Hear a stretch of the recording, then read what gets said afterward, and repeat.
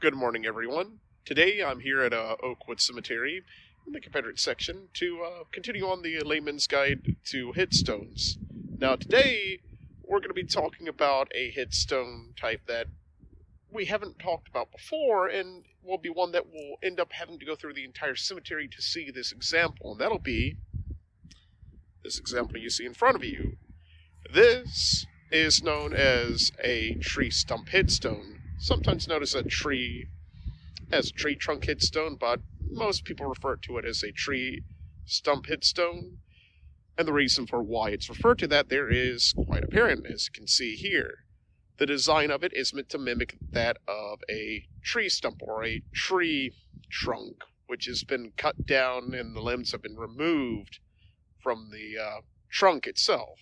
And usually you'll have, as you see here, in this example of Samuel Becat DeWitt's grave, it'll either be carved into it like this, or there'll be some other sort of feature that'll have the name, the date of birth, and date of death on there. Now, for the reason why this kind of became in vogue, you have to start back around the 1880s and 1890s with things like, say, the focus more on the naturalistic movement, where ideas of nature kind of start to become more and more prominent. And as a result, this is also reflected in death with the symbolism of these tree stumps. This example of DeWitt's grave is actually a fairly good example of one of the earliest types that we see. It's not very intricate, it's not very detailed compared to the others we'll see later on today.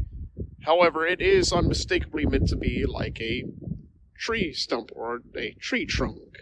And you can see the bark on it looks like it's been peeled off, like you would do if you wanted to carve into a tree, like into the side of a tree. And on the front, as you can see, you have his name carved in there, Samuel Becat DeWitt, his date of birth and date of death, 1828 to 1864, and where he lived, which was in Darlington, South Carolina. And we'll go ahead and go around a little bit around this to kind of give you an idea of what it looks like. As you can see, it has that sort of naturalistic feel to it, where you have the bits of bark ingrained into it, as well as the sort of tree limbs sticking out where they've been cut off from what appears to be a tree. And even at the top, as you can see, you have this cutting line where it's been cut down to at least mimic that entire appearance and look. So, we're going to go ahead and move on. We're going to go ahead and see a few other examples throughout the cemetery. This example you see in front of you is the grave of Eddie Gilbert, who died in 1901. And as you can see, compared to that of Becat DeWitt's grave that was over in the Confederate section, you can see far more detail is apparent in this example. So we'll go ahead and come up to it, and we'll take a look at all the details, starting from the bottom towards the top. So from the bottom, you can see it looks very much like it would for a natural tree, where you have the root system that's coming up into it. And as you can see from the root system, it looks like it's bark sticking out of it. So it has an appearance that it's something like similar to, say, a old oak tree or something like that. However, as you can tell, it's made out of stone. And this illusion at first glance is so convincing that for someone who's not really paying attention, this would look exactly like a tree. This is only broken when you notice that at the bottom you have brickwork that's helping hold and support up this headstone. From there you can see a few ferns that are growing out of the ground that are carved into the stone to give it that sort of intricate look, as well as the beginning of a vine that will wrap all the way around this headstone. From there you have on the side the name Gilbert written or carved into the stone, with it jutting out to make it more visible. And it also has a look similar to that of, say, twigs and sticks. as if it was made out of twigs and branches that were collected from this tree. Then above that, you have the epitaph itself, which is, interestingly enough, a diversion from the one that you had seen earlier, where it's now written on a piece of paper. Or at least it looks like it's written on a piece of paper and then stamped onto the tree through one of the nubs for what used to be one of the branches of this once living tree. And on it, from what I can tell from over here, it says, "My beloved husband, Eddie C. Gilbert, who died in 1901, specifically May 24th, 1901. And from there, as you can see, it looks like it's being held into place by one of the branches, which extends up, further up the tree. And it looks like it's been bent over. However, again, this is all carved into the stone itself. And you can also see more of the little branches that look very similar to what you would see with, say, like a tree that's been cut down over maybe a few years ago. And then above that, you can also see what appears to be a mallet, an axe, and a wedge that would be used for cutting down a tree. And then above that, you have a bird, more likely than not a dove, holding a piece of laurel wreath, like some laurel leaves. And then from there you can see the top of it, at least in part, where it looks very similar to something that's been cut down. And as we make our way around, you can see a little bit better now the vine, which goes up and around the entire tree. You can see now a little bit better that entire top part where it looks very much like it's been cut down, where someone's taken a saw and cut the top of it. But again, this is all just an illusion. It's all carved out of stone.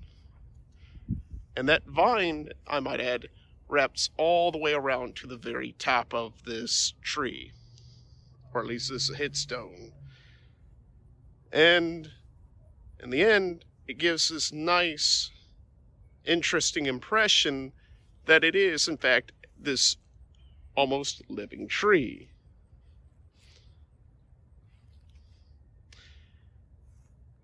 But what makes this truly interesting is that this is all hand carved. Someone took the time to carve in all the different little details that you see in this tree. All of this would have taken months upon months of hard work and effort to carve and to design this headstone in order to be able to then present it to the family and then bring it here. The fact that this example survived in such great condition says a lot about the work of the stonemason who made this entire piece of artwork, this headstone. Now, we'll go ahead and see a few other examples, and we'll start seeing a few of the little patterns that will appear with these types of headstones. This headstone belongs to a D.A. Sanderlin who was born in 1843, died in 1916, and was a Freemason, as you can see carved into the letter, the epitaph that looks very similar to a letter, and also was apparently a Confederate veteran. Now, as you can see from his Tree-Stump Headstone, you can see a few little differences, but also a number of similarities to it. Namely, you can notice down at the base, you can see the same sort of fern style happening, as well as a vine growing up and growing around the top.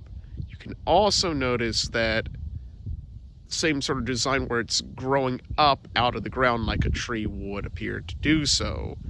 However, there's a few little differences that you'll notice right off the bat. First, at the bottom, instead of having something like, say, a mallet, axe, and wedge for chopping down a tree, you have down here what appears to be an anchor.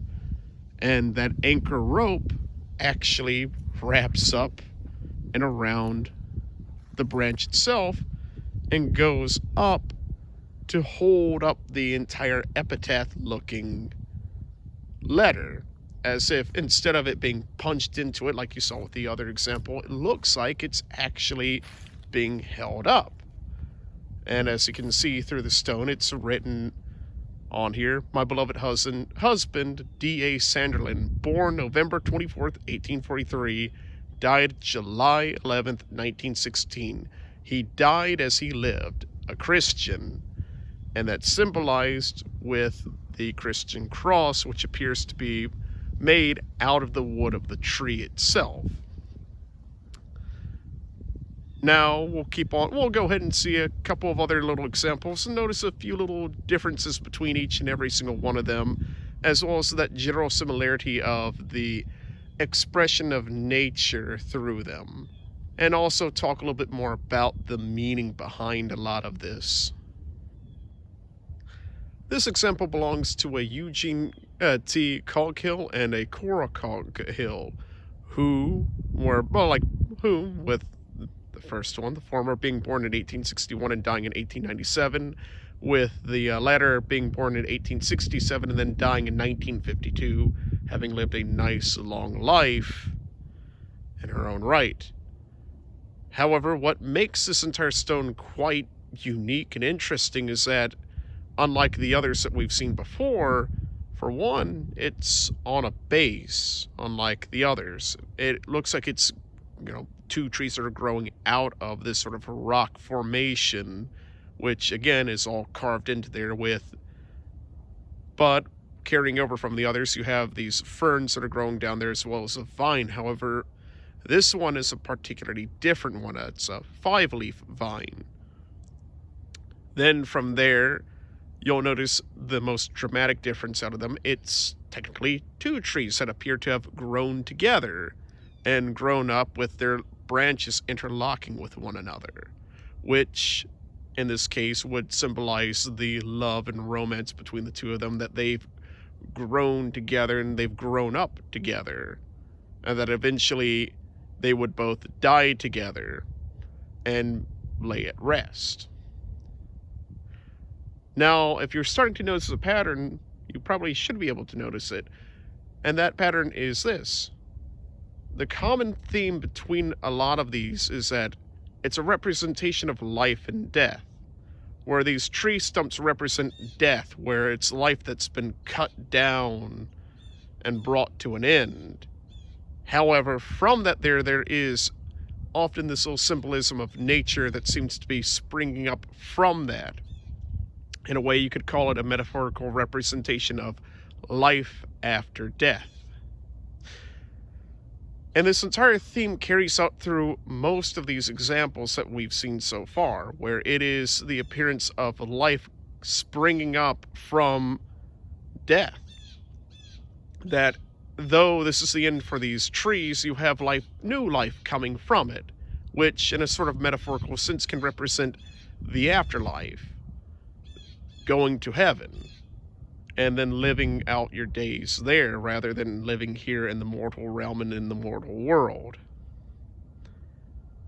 Now we'll go ahead and see a couple more examples, and then I'll go ahead and give my closing thoughts on what I think about this type of headstone. This example belongs to a Richard W. Batterby, who was born January 10th, 1860, and died August 15th, 1904. And as you can see, it's a little bit different from the others, once again. However, unlike the others, it has this base. It looks like it's made out of wood logs, as if someone had come along and chopped down this tree and decided to put all these logs down here and then have this one particular log standing on top as a sort of monument, a memorial. And like some of the others that we've seen before, it has this sort of scroll-style epitaph written that's, carved into the stone, though this one's supported by rope, similar to some of the other examples we've seen. However, as we move all the way to the top, it has this sort of V shape in the branch, where it seems like it's grown out into 2 different branches that are now cut off. And at the top, there is a unique little symbol which actually says erected by the Woodmen of the World. And yes, that is actually referring to the organization, the Woodmen of the World, which is a fraternity organization. Effectively, it's a benevolent society, somewhat similar to Shriners and some of the other organizations of that type, where it's not necessarily secretive, but more along the lines of just a sort of fraternity for men helping out people in need.